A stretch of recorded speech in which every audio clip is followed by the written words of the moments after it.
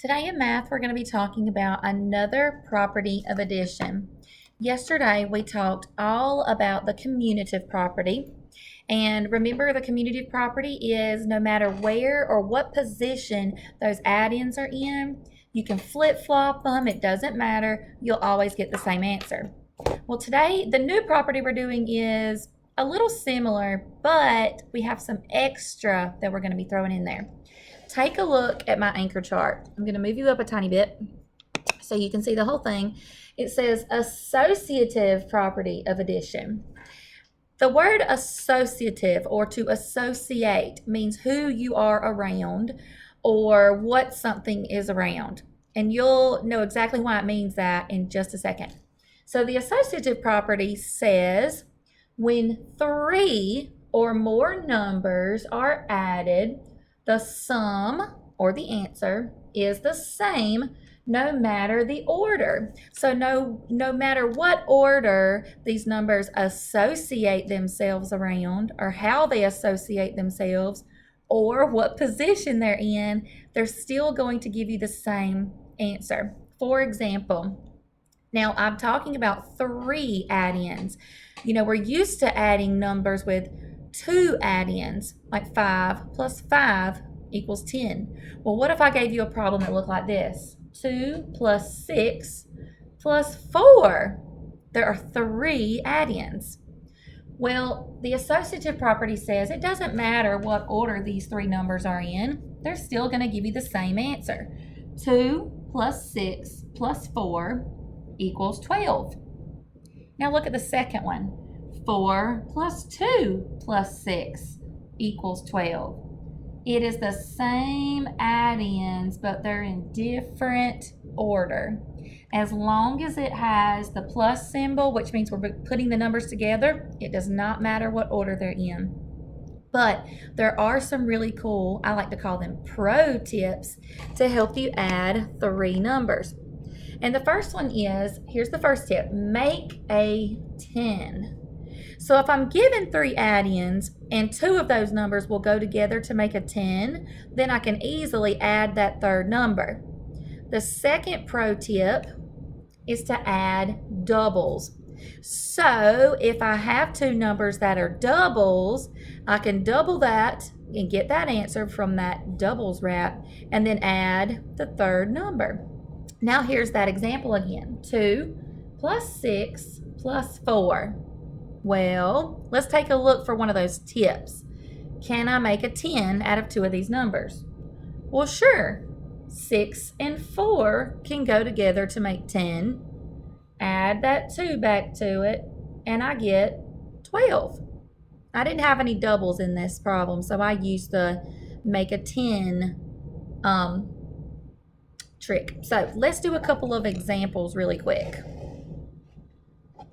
Here is my first problem, and I've written this one horizontally, which means going from side to side. All the numbers are straight side to side, and then I'm going to show you how to do it up and down. So here we go first.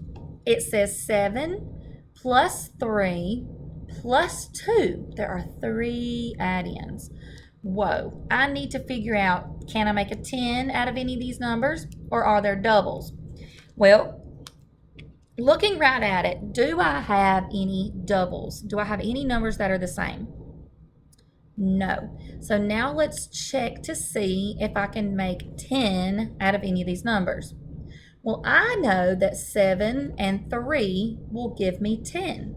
So what I do with my pen or my marker is I draw this little arrow pointing them down here, and I say 10. But don't forget about that third number, so I need to bring it down.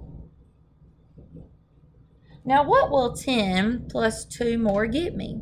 I'm going to put the big number in my head, 10, and then count on my chin, 2 more. So 10, 11, 12. And it equals 12. 7 plus 3 plus 2 equals 12. All right, here is my next example. I told you I was going to show you one where the numbers are written up and down instead of side to side, but it's okay. I'm going to tell you the symbol, there's your plus symbol. It still means you're putting these numbers together. And remember the line underneath is just telling us equals. We're going to write the sum underneath. So right here I have 5 plus 5 plus 1. Let's try some of those tips. Can I add any of these two numbers together to give me 10? Or do I have any doubles? Well, right off the bat, I know that 5 and 5 are doubles. And cool trick, they also add together to give me 10. 5 plus 5 equals 10 again. So let's add these two together first. I'm just going to make a little arrow showing me, hey, I'm going to put these two together. So that gives me 10. And I still have this one. So I'm going to write it again. Oh, let me pull you back up here. Plus 1. And if you want to, you can just keep it right here. You don't have to write it again. But 10 plus 1 more gives me 11. And I could write that answer again underneath here. 11. So 5 plus 5 plus 1 equals 11. All right, I wanted to give you this next example and tell you what we need to do in case this ever happens. So I've got 3 add-ins, 3 plus 2 plus 5. And I've got to figure out the sum or the answer. All right, let's do our tips. Will any of these numbers go together and give me 10? Let's see. 3 plus 2, that gives me 5. That doesn't equal 10. 2 and 5 makes 7. That does not equal 10. And 5 and 3, that only makes 8. So none of my numbers will go together to make 10. So let's take a look at the second tip. Do I have any doubles? Are any of these numbers doubles? No, they're all different numbers. If that happens, add the first 2 numbers and then add the last number. Just go in order. So my first 2 numbers are 3 plus 2. 3 plus 2, so I put 3, 4, 5. That gives me 5. Now, don't forget to bring these down. Plus 5 more, because that's my last one. 5 plus 5 equals 10. That is a double. So my big answer is 10. 3 plus 2 plus 5 equals 10. All right, here's another example going up and down. Remember, it doesn't matter, up and down. And it looks like it's going to be a little harder to find the sum to. 8 plus 2 plus 6.